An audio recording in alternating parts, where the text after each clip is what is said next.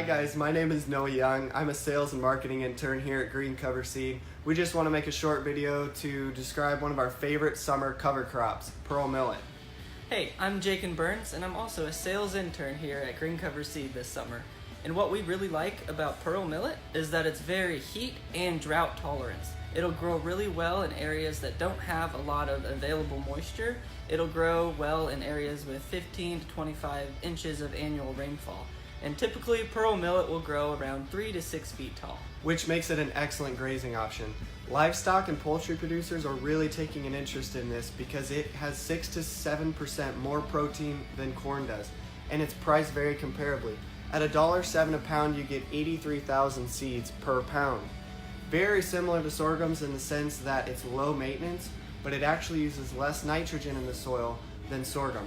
Plus, you don't have to worry about prussic acid. This can be grazed at any point in its life, and you don't have to worry about prussic acid poisoning whatsoever. This is just kind of a short description about pearl millet. If you want to learn more, call our office at 402-469-6784 and talk to one of our salesmen. Or visit our website at greencoverseed.com. And stay tuned on our social media pages to see more videos like this in the future. Cheers. Cheers.